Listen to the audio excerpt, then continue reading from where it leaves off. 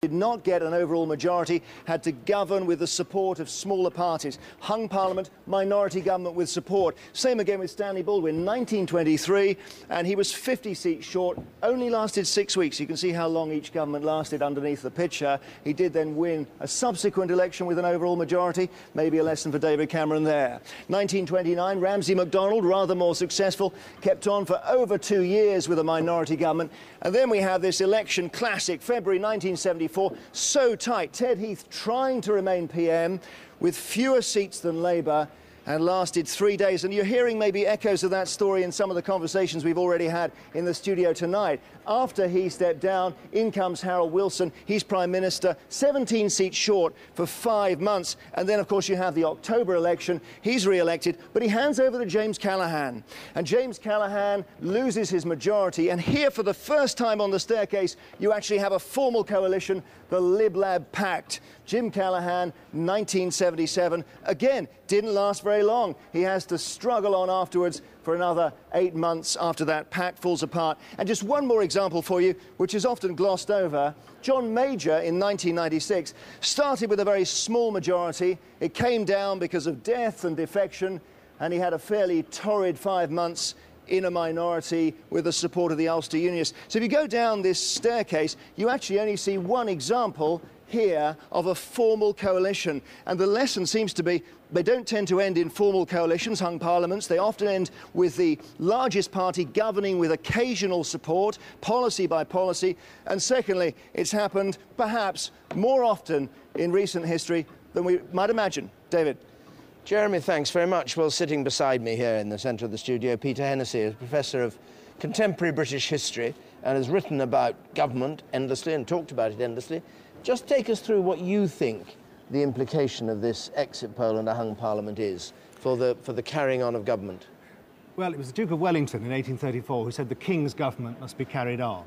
And then that's the principle. The Queen's government must be carried on. There's always got to be a government there. Under our system, there's only a gap of 1 hour between one Prime Minister going to the palace to resign and the other coming back from the palace to take the applause on the steps of number 10. And the Constitution is what it is.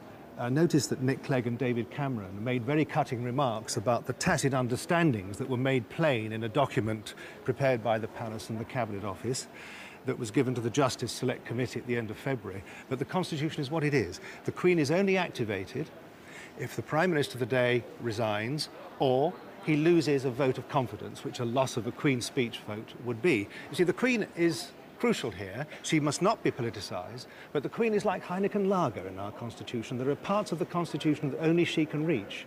You cannot become Prime Minister without kissing hands with the Queen, and the Queen is only activated in certain circumstances. But so all this talk of moral right, yes. All this talk of moral right is wildly misleading.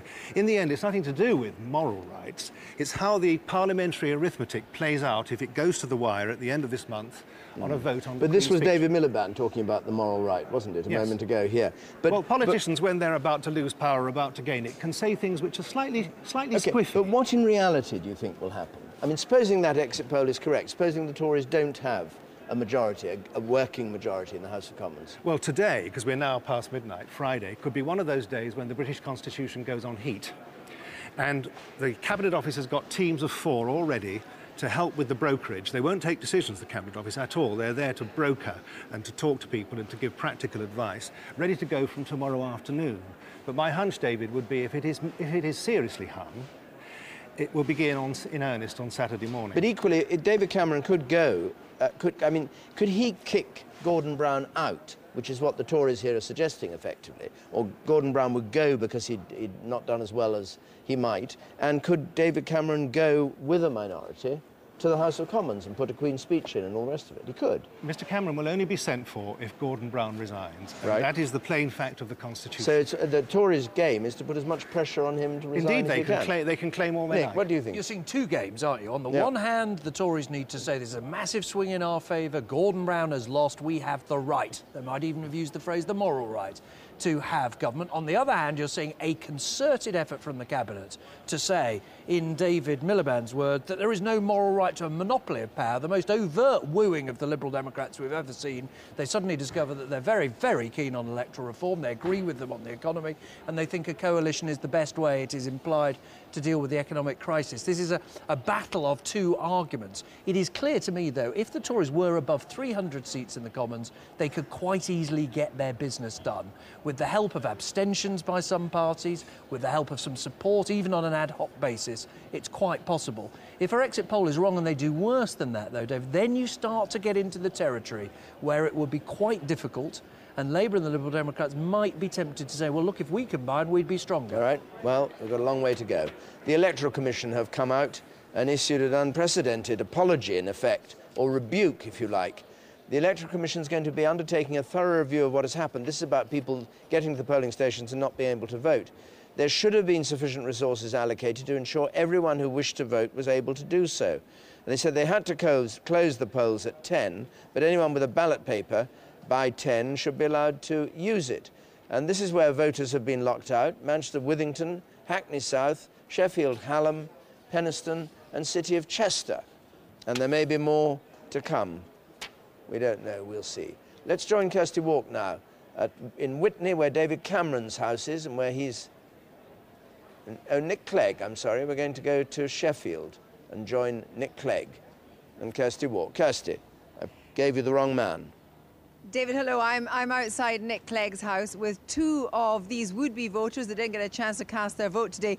Before I speak to them, I spoke very briefly to Miriam Clegg earlier, and she expressed disbelief that such a thing would happen. And actually, it's strange when you think that we send observers into other countries to make sure voting is fair. Now, with me is Joe Beadle and Neil Shacker. Tell me, first of all, what happened to you? Returning for the third time in sort of 2 hours, we joined a queue in the rain, and people were standing quite patiently in the rain, best part of 100, 150 people, and everybody was asking the question, what happens if it gets to 10 o'clock and nobody knew?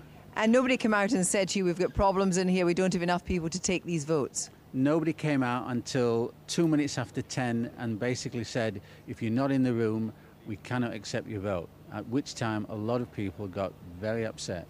Joe, you couldn't cast your vote either? No, I'm exactly the same as Neil.